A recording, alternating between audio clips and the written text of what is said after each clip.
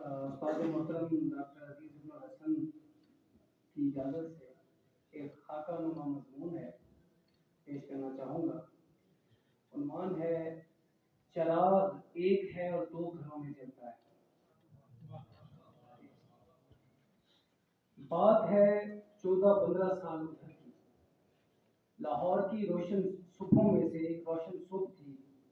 Oriental college کے lawn میں طلبہ و طالبات کسی ناحاصل بحث کی گتھیاں سلجھانے کی کوشش کر رہے تھے کہ ہمارا ایک ہم جماعت منادی کرتا ادھر ادھر بھاگ رہا تھا اور زبان پر ایک ہی لفظ تھا، فراقی صاحب تمہانوں اللہ کا وصال نصیب ہوئے، اے کی کر دیتا ہے۔ ہر کوئی اس سے پوچھ رہا تھا آخر ہوا کیا، لیکن وہ فراقی صاحب ایک کی کر دیتا ہے کی گردان رابطہ استیریائی انداز میں بولے جا رہا تھا۔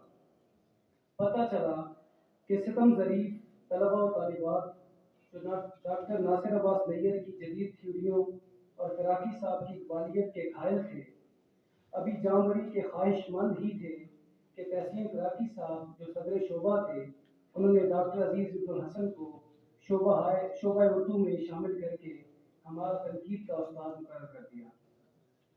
عزیز صاحب کو دیکھتے ہی پہلے تو ہم سب ڈر گئے کہ خشک مضمون پڑھانے آتے عزیز صاحب خود بھی بہت خشک اور سخت مزاج معلوم ہوتے تھے، اور آتے ہی تابڑ توڑ تنقید پڑھانا شروع کر دی۔ جب پتہ چلا کہ انہوں نے محمد حسن عسکری پر کام کیا ہے تو خشکی اور درستی کی تصویر گویا مکمل ہو گئی کہ استاد محترم سخت تو لگ ہی رہے تھے، اب یہ عسکریت پسندی تو یقیناً بچی کچی نرم مزاجی بھی کھا گئی۔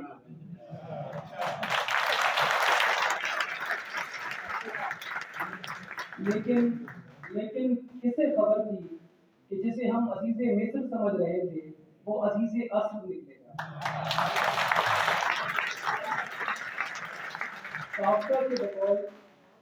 کافکا کے بقول جو کردار کتاب ذہن کے منجمد سمندر کے ساتھ کرتی ہے، یعنی ایک کلہاڑے کا کردار، وہی کردار عزیز صاحب کی عسکریت مزاجی اور سخت گیر طبیعت کا تصور باندھنے والے طلباء پر ایک دن ایک جملے نے کیا۔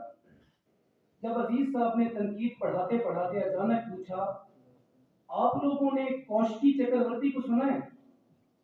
تب خبر ہوئی کہ ہیں کواکب کچھ نظر آتے ہیں کچھ۔ پھر تو یہ پرتیں ایک ایک کر کے کھلتی چلی گئی اور ہم کے ٹھہرے شاید لاہور کی ہر ادبی جگہ پر پہنچے ہوتے تھے، حیران اس بات پر ہوئے کہ ہم حلقہ رواق ذوق کے اجلاس میں جائیں تو عزیز صاحب ہم سے پہلے وہاں موجود۔ الحمرا کی کسی محفل موسیقی میں پہنچے تو استاد محترم بما اہل و عیال وہاں حاضر۔ محمد سلیم الرحمان سے ملنے جائیں تو عزیز صاحب کو وہاں پائیں۔ ترقی پسندوں اور سازندوں سب کی محافل میں عزیز ابن الحسن تھے کہ برابر شریک تھے۔ ہماری طرح ان محافل کے شرکاء بھی اولن حیران ہوتے کہ ایک مولانا شرعی پردے میں ملفوف شریک حیات کے ساتھ کن محفلوں میں گھوم پھر رہے ہیں۔ لیکن خدا کا شکر ہے کہ اس تجربہ نے ہمیں سکھایا کہ بھائی دل تو سبھی کے دھڑکتے ہیں اور دھڑکنا جانتے ہیں، لیکن عزیز صاحب کا دل تو ناچتا ہے بلکہ دھمال ڈالتا ہے۔ ایک دن جامعہ نے گرن مینار اور مزار وارث شاہ کا تفریحی و مطالعاتی دورہ کیا، پھر تو عزیز صاحب ہر لحظہ بشکل بت عیار برآمد کے مصداق خوب کھلے، بلکہ بقول رسا چکتائی صرف مانے تھی حیا بندے کباب کھلنے تک، پھر تو وہ جانے حیا ایسا کھلا ایسا کھلا۔ طلبہ نے بس میں موسیقی پر بے ہنگم رقص کرنا شروع کیا اور اس کے بعد ٹیپ ریکارڈر پر من چاہے گانوں کی فرمائشیں ہونے لگیں تو حیران ہوئے کہ یا خدا یہ کون ہے جو بسم اللہ خان سے بڑے غلام علی خان اور پاپ سنگر سے فوک گائکوں سبھی کو سنتا ہے بلکہ سر دھنتا ہے۔